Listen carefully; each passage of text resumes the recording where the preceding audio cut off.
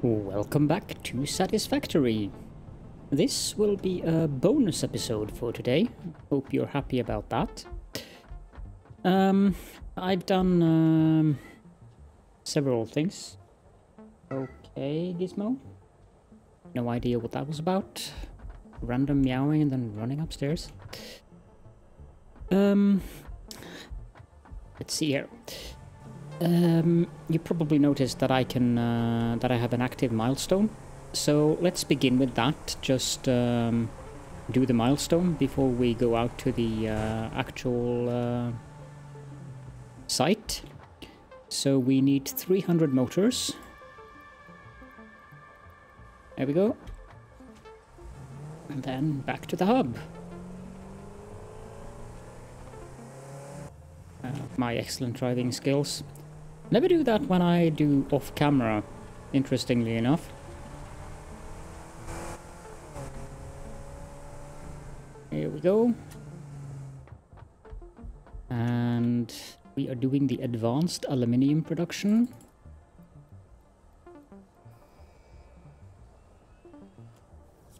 Oop. Milestone reached. Advanced aluminum parts can now be produced, which are necessary to build the Miner Mark III. Batteries can be used as a fuel source for vehicles. It's aluminium, Ada. I've told you this before. Toodles! Okay, things are getting quite interesting. We can also unlock the Hazmat Suit, but we need to wait for the pod to return. Nuclear power, I intend to make the high-speed connectors and the AI limiters. Not in this episode, but I will do that between episodes. So we should also be looking at nuclear power very soon. Now for my power grid, we're doing quite well on power, surprisingly well. I expected that the power would be overloaded quite badly, but we're usually around this, you can see 13 to 1600, and we have 2400 megawatts available from the coal power plants. And then we have an additional 400 megawatts available from the two geothermal power plants. Now we can go out, because apparently in the patch notes they did fix more of the nodes. So maybe they fixed that node now. Do I have any high-speed connectors? No, I don't. Well, I have plenty of coupons, so... though this is rather expensive. Let's get a stack of high-speed connectors. Then transfer that to the inventory. Put this back. We do have enough.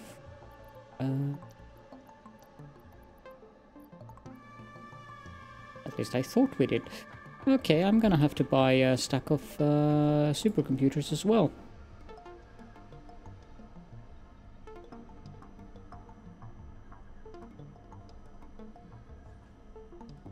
Those are very expensive, but it's fine.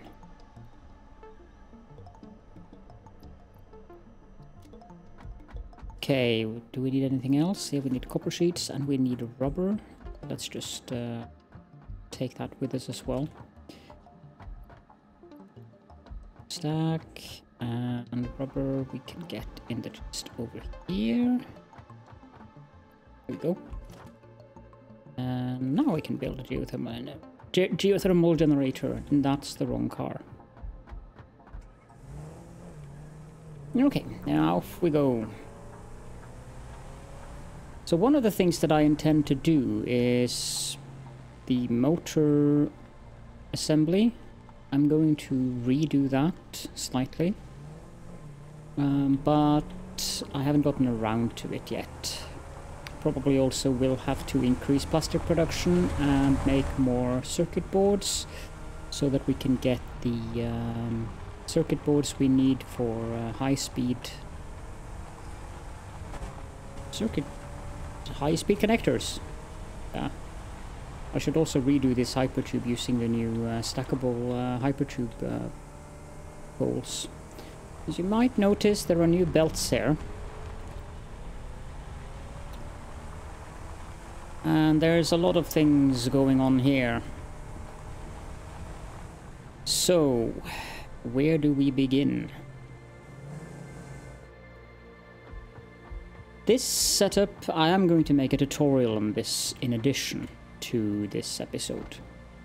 This setup is, first and foremost, 6 refineries. And here you can see the pipework that I've done. So I have the pipes elevated using the stackable pipe conveyors. And then I'm using these to the junctions that you can easily twist and turn by just scrolling with the mouse wheel. Now they don't snap, which is slightly annoying, so occasionally you get these bent turns, so I spend quite some time putting these down. But these 6 refineries, they take bauxite and they take water, and they make the alumina solution and some silica. I have connected in the second pipeline of water here at the 4th of these refineries, but I haven't bothered disconnecting the 2 networks from one another, and that is on purpose. There is exactly enough water in the system for the 600 water that these 6 refineries require. As you can see, 100 per minute. Now the silica, I am just shuffling that off to this awesome sink. Not doing anything currently, because I'm bringing in silica from the quartz outpost, and we needed 420 silica for the next part, but I'll get back to that in a bit.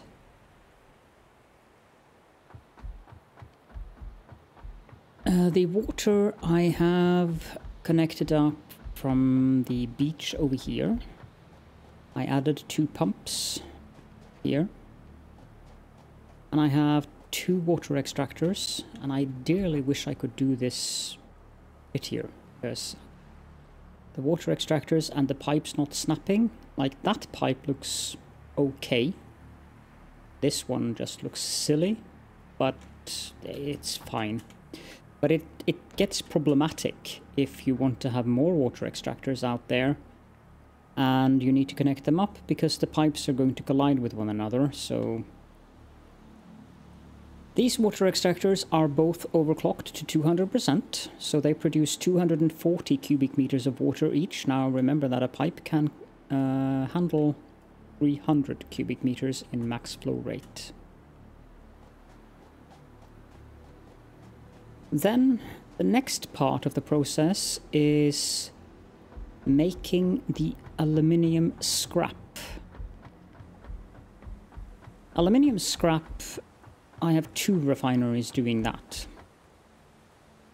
The process requires 240 alumina solution and 60 petroleum coke per minute, and it outputs 360 aluminium scrap and 60 water, and therein lies the reason why I don't need more than 240 water from the water extractors. Because as you can see, I've made these pipelines here. These are not connected to one another. So these pipelines take the wastewater back into the alumina liquid, or rather the alumina solution refining. I attach them onto the pipes here before the refineries, so that they get mixed together. So there should be a total of 300 coming in this pipe and a total of 300 coming in this pipe when everything is up and running. The petroleum coke, I was wondering if I should redo the generator setup or whatever I should do, but I decided to do this. We have a belt going underneath here with petroleum coke. And this would not be possible if I didn't have alternate recipes. Just be aware of that. So if you want to do this setup, you're going to have to get the alternate recipe in question. So here we have a petroleum coke refinery. It takes 40 cubic meters of heavy oil residue per minute, which it then translates into, or refines, I guess, into 120 petroleum coke. And those two refineries respectively need 60 each. Respectively, not respectfully. So I've taken some crude oil into this refinery, and this refinery is just using the alternate recipe for making heavy oil residue, which has polymer resin as a byproduct. So it's making exactly 40 cubic meters of heavy oil residue, which is what we need. And it's only using 30 cubic meters of crude oil per minute. Now this also outputs polymer resin, which I'm just belting straight into that sink over there. And that means that this thing, as long as I need the end product, as long as the container isn't full in the second mall where I have the more advanced products, this process does not stop, like for instance the plastic and the rubber production would if I didn't use the petroleum coke from that into those generators. That generator thing is way overscaled, by the way. Now the aluminium scrap is then transferred into these 3 foundries. That does not look ideal. This one isn't... Oh. It's working? Well, that's surprising. I did not expect that to work. Okay, that's good at least, that it does work. So it takes 240 aluminium scrap per minute and 140 silica to create 80 aluminium ingots per minute. Now, from these 2 facilities, these 2 refineries, we are generating a total of 720 aluminium scrap, which means that I had to do some creative splitting and merging here to get 3 foundries up and running. So we are making 240 aluminium ingots per minute, which are then transferred up on the lift and then over here and taken into the backside of these, which are turned the opposite way. And these produce the Alclad aluminium sheets, which are the high-end production that we need. Do note that these also require copper ingots. So here you are. This is my latest creation. But I haven't shown off the final part of it, which of course is the copper ingots. Now you may notice that there is a spare belt on the bus going out from this refinery. That belt is for the copper ingots, just in case. I don't know if I want to transport them all the way over to the base or what I'm going to do, but they are veering off here and then going into the Alclad aluminium sheet production.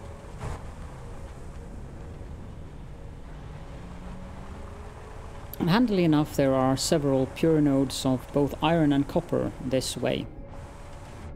So I went down south, followed the beach, killed many wasps, and to the person who mentioned that wasps are easy to kill as you can just snipe them, yes, that is a very good tip, and that is exactly what I'm doing as well. It's just very annoying to do it that way when you don't have cartridges being made automatically.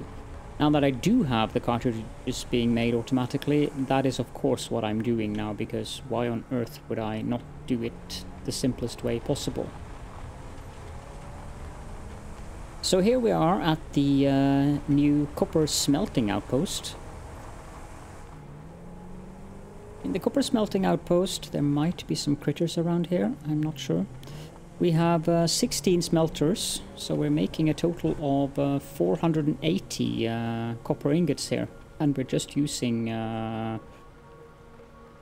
90 of them, so I'm guessing we should set the rest of that copper into use by having... I guess wire is the thing that we're going to need the most. That way I could switch to the stitched reinforced iron plates instead of using the regular recipe. And down there is the node. Just gonna see if there were any beasties around. This area had lots of nasty goats. But it seems that they have vacated the premises thanks to the mines. This is a miner Mark II, not overclocked. It should be overclocked.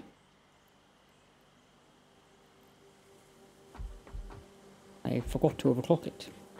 This should produce 480 ore per minute so that we can smelt that down into 480 ingots per minute. Good thing I went out here. Over there is one of those nasties, but he's just guarding one of those work in progress things that you can't really use for anything yet, so I haven't really bothered taking him out.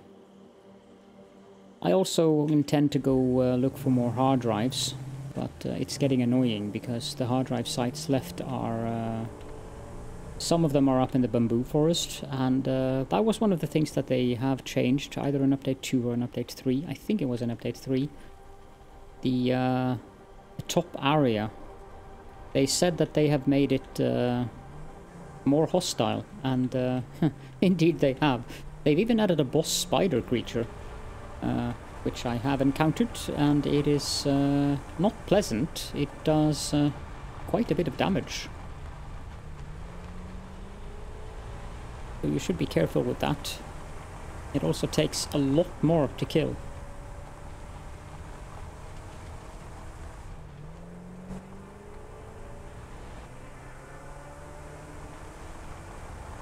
Okay, just to demonstrate the wasp thing. These guys don't have a nest currently. I think I've already demonstrated this, but they are pretty easy to take out. I'm just using my precision mouse button and I just take them out at a distance. As long as you're precise enough, you can take them out fairly simply this way, instead of having to mess about with them when they're flying around. Maybe I should get that power slug, I don't know. I definitely do want to pick up the nuts, though. That's another thing. Someone mentioned in my comments that I should be moving to medicinal inhalers, and yes, indeed I have. Thank you for the tip. I had completely forgotten. They stack in 50s and they heal you fully, and it doesn't really matter which one you create, whether you do the one from animal parts or you do the one from the food. They still stack because they're the same thing. I can hear there are more here. Up there. I need to reload. Hopefully that was the last of them. No, it wasn't. That is not a good time to autosave, game. I also want to explore this cave.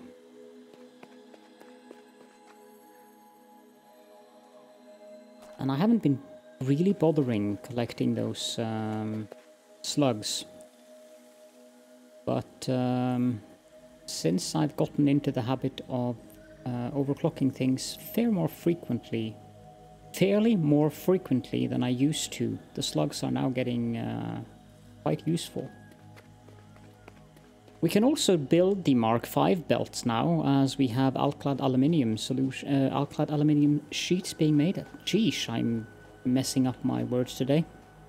Sorry about that. And those belts are slightly insane.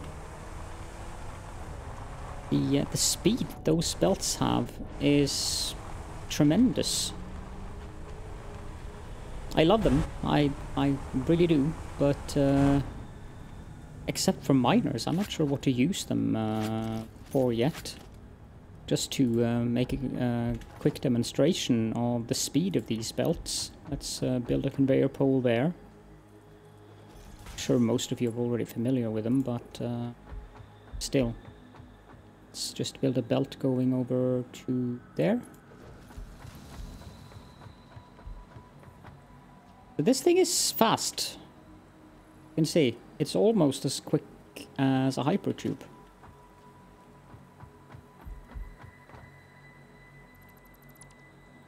And it can transport, of course, 780 resources per minute, so...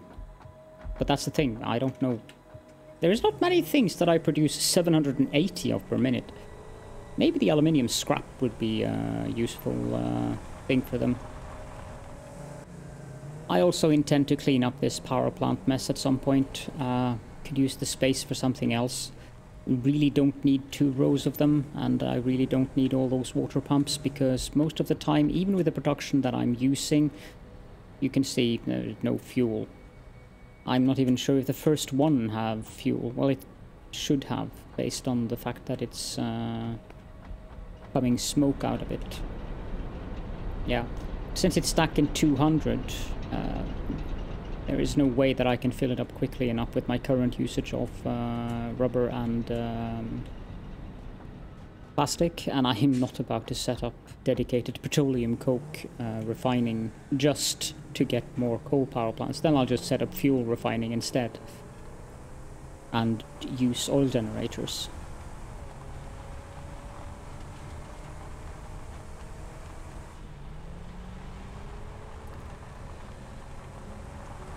So, was there anything else?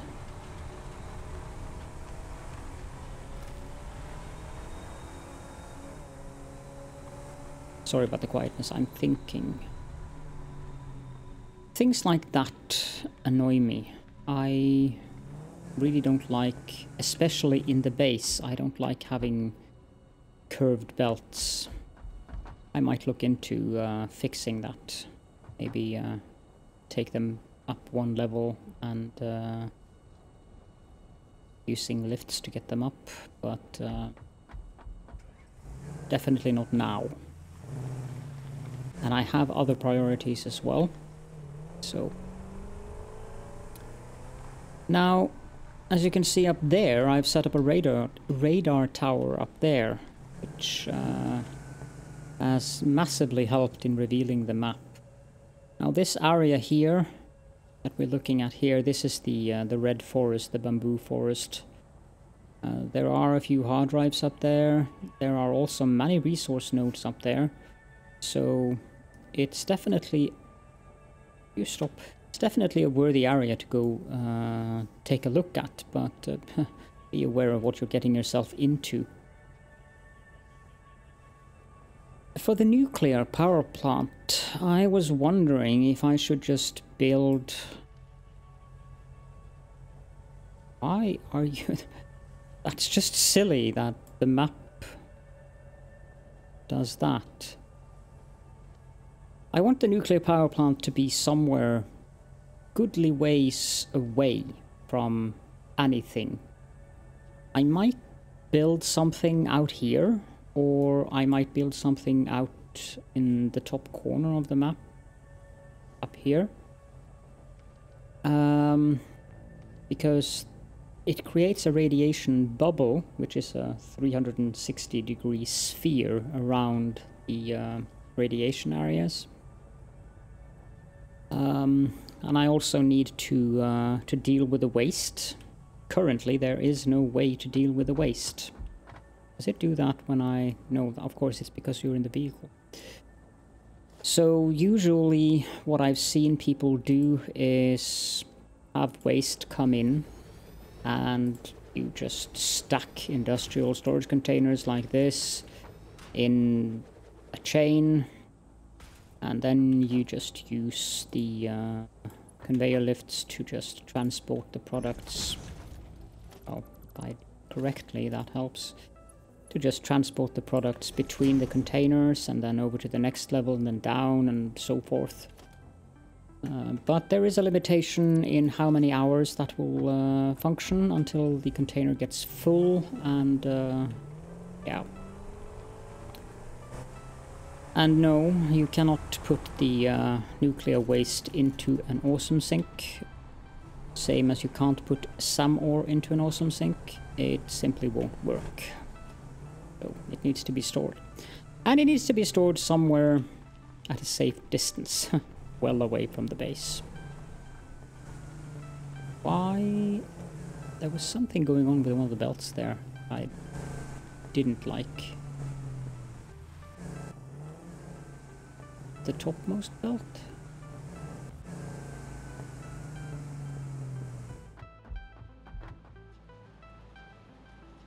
One is full. That one is full. That one is full.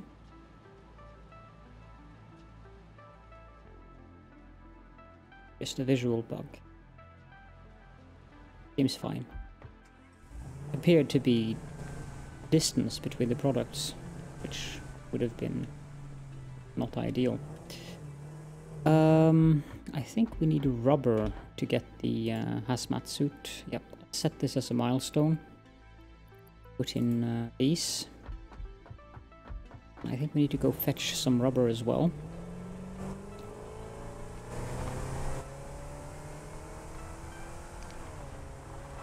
Oh, yeah, that's what I wanted to do. I wanted to go out and see if we can build that other geothermal generator. Let's send off the pod first, though. Rubber is where?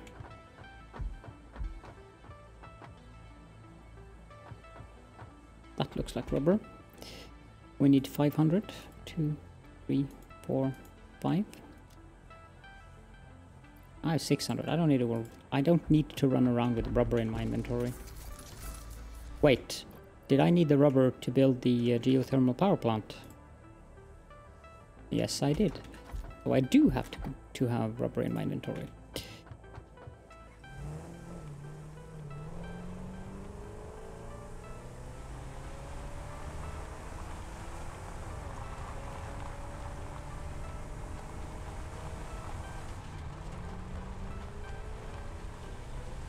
I've also wanted to build a garage for the vehicles, but I haven't gotten around to that yet. Let's tin the rubber, control click it. Milestone reached. With the new hazmat suit and iodine infused filters, you will be protected against uranium-based radiation. I wonder if those filters also work against the poison fields. Now we need fabric, so I should also set up fabric out at the refinery with the alternate recipe. Iodine infused filter requires a filter, and I'm not sure where the iodine comes from. Maybe from the Caledorn?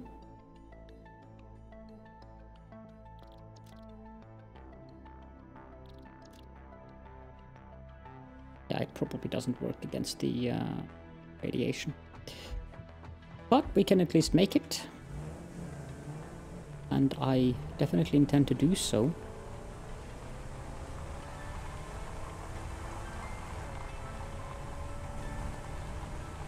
Just not yet.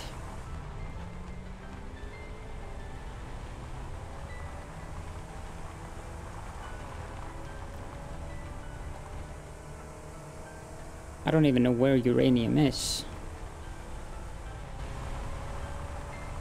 Hopefully not too far away.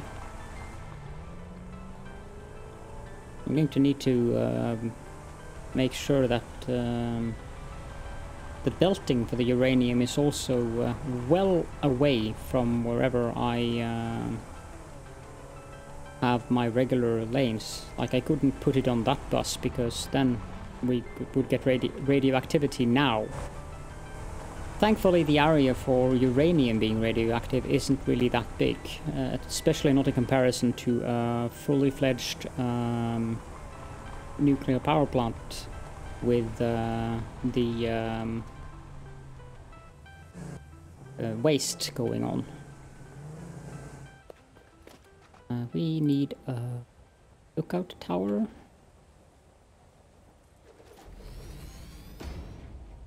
Hopefully they fix this node now. Beep beep indeed. Slug up there. Power. Thank you guys. Finally. Boom. They look really cool. They make funky sounds as well. Dun dun dun. Is that a Mark II pole? I think so. Yep. Let's connect it up. I still wish that they would make the geothermal power plants make more energy, because I feel that 200 megawatts is too little for them. And again, I have no idea how much power a nuclear power plant generates, so...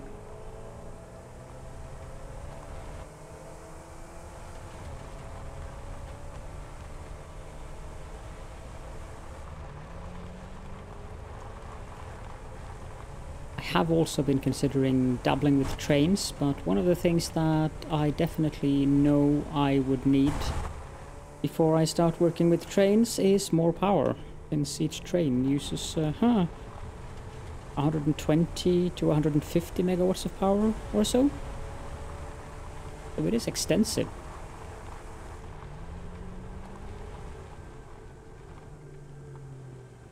Here's where the silica goes out to the refinery, and the Alclad aluminium plates comes in on the topmost belt there.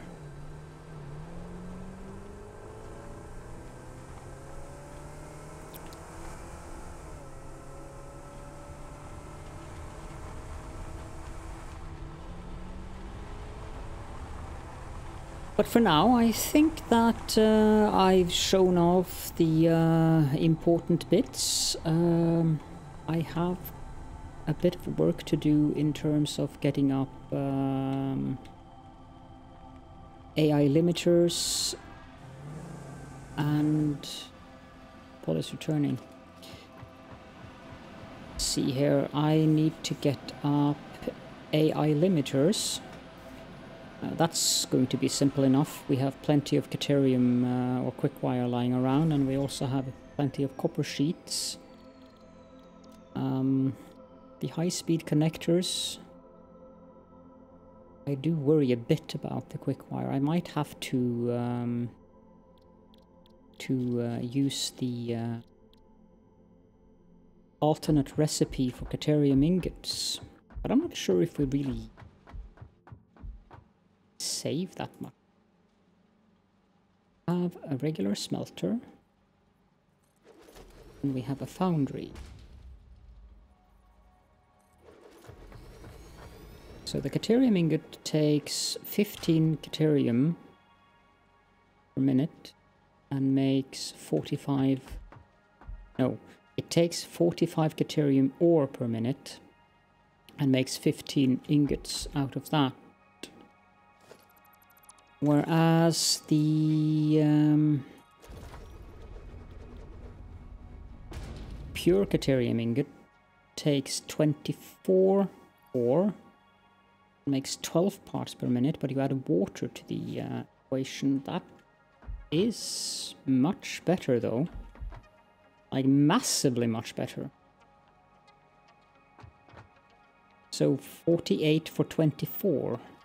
With just water added to the equation. Yeah, there's a fairly high probability that I will do that. Although I can also add another Caterium node. There is one down here-ish. I think it's there. But I can just belt the way all the way up. Because we are going to need more Quickwire, that's for sure. And again, I am not using... With the new Mark V belts, I can produce more Quickwire of the ingots we already have. I'm currently using 96 of 159.9 ingots at each of the Caterium smelting. No, wait. I am smelting down 480 Caterium ore, which makes 159.9 Caterium ingots, and I'm using 96 of those ingots to make 480 quickwire, which is what we were limited by the belts for. Now I can increase that with the new Mark V belts. So I might do that, or not just might, I will do that. The Mark III miner that I just unlocked, that one requires turbo motors. Turbo motors are not fun to make. However, they are far more power efficient than overclocking them, but I don't overclock that many, and making the turbo motors is also going to cost power, so I don't know. I'm going to have to think. But one Mark III miner on a pure node creates more than we can transport on a belt, because it creates 960 ore per minute, and we can't transport more than 780, so Mark III miners, they are probably most efficient on the normal nodes, where you can overclock them to make 480. Then they're probably going to take up like 80-90 power per minute.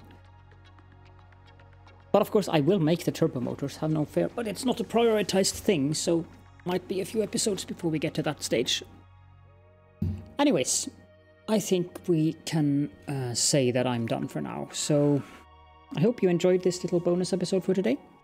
Thank you all so very much for joining me, and as always, leave any comments and questions in the comments if you have any, and I will see you all in the next episode.